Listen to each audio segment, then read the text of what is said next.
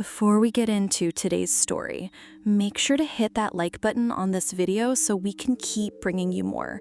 Subscribe if you haven't already, and drop a comment below to share your thoughts or your own experiences. Your support is what keeps these stories coming. A follower named Michael sent me this story. It was a normal night after work. I got home at 10, exhausted, but ready to stay up late and game. All my buddies had to work early the next morning, so I was playing solo and relaxing. A few hours into the night, I heard what sounded like a knock. I took my headphones off and listened, but everything was quiet. I figured it had to be a knock at the front door. It was pretty loud, and I could think of nothing else it could have been. I went to check, but nobody was on the porch. The more I thought about it, the stranger it seemed. A single knock would be unusual if someone was actually there. I still had no idea what it was, but I went back to gaming.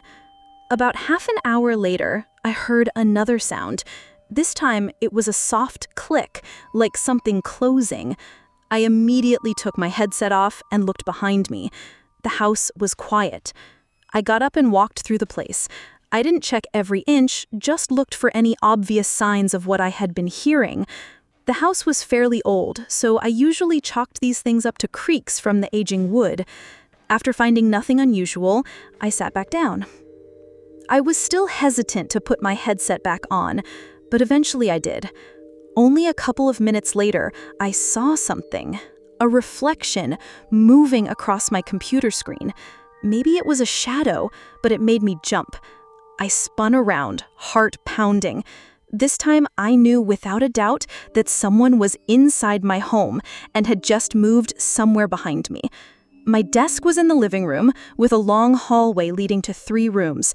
At the very end was the front door. I thought back to the reflection's movement. It had crossed from the left side of the hallway to the right. The only door on the right was my bedroom. The silence in the house was deafening, each second dragging out, making the fear build. I felt almost certain that someone was in my bedroom. I decided my best chance was to run straight for the front door and hope they didn't jump out at me. After a few tense seconds, I forced myself to move. I sprinted down the hallway and through the front door. I didn't hear anything as I fled the house. Once outside, I called the police and waited for several long minutes until they arrived. When they went in, I still could not believe it when they pulled a man out the front door. I knew someone had broken in, but seeing it for real was unsettling. He looked about 55, very large, with wide, bloodshot eyes and a disheveled beard. Even worse, they found 2 knives on him. The police said he had no particular reason for choosing me. He was just looking for someone. That was supposed to make me feel better, but it didn't. It meant he was completely unpredictable and would have done anything without hesitation. I think I just got very lucky that night to even be here today. Thanks to Michael for sharing this story. A follower named Sarah sent me this story. This was last year, toward the beginning of December. One of my good friends was going on a trip with his family and would be gone for a whole week. He asked if I wanted to house sit while they were away. We were really good family friends, so this was not unusual.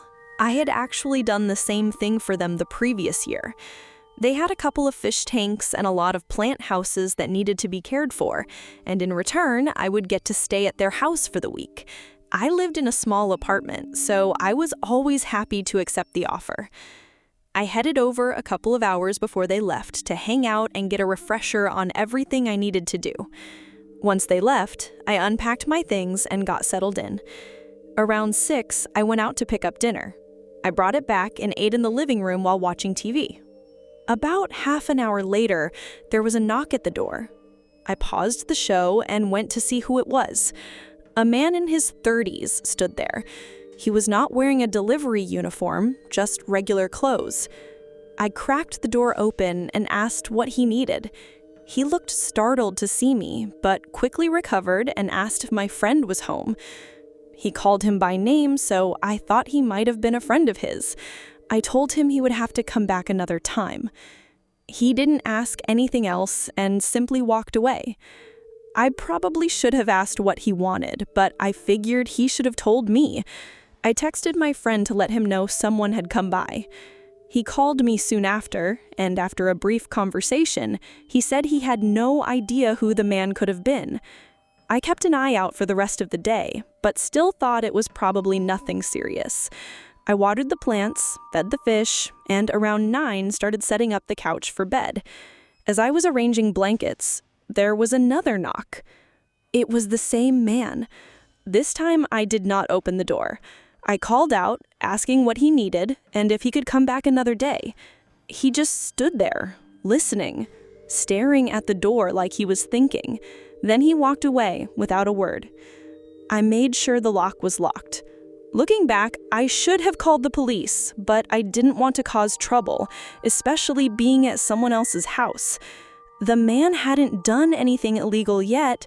Still, it unsettled me enough that I stayed awake for a while, keeping the curtains open so I could see if he came back. 2 hours passed before I started feeling sleepy. I did one last check out the windows, then closed the curtains and got ready for bed.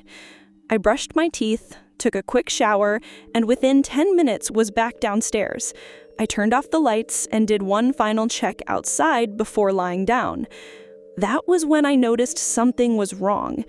The lock on the front door was sideways. It was unlocked. I was completely certain I had locked it earlier. My stomach dropped. I went to grab my phone from the end table, but it was gone. Someone had already taken it. I didn't stay another second. I grabbed my keys, ran out the door, and used my car's emergency call button to reach 911. I pulled out of the driveway and parked down the road to wait for the police. When they arrived and searched the house, they found the man, the same one who had knocked earlier, sitting in a spare bedroom. He did not speak a single word. In his pocket, they found a forged key that matched the front door. Nobody knows how he got it. My friend swore he had no idea who the man was or why he would break in.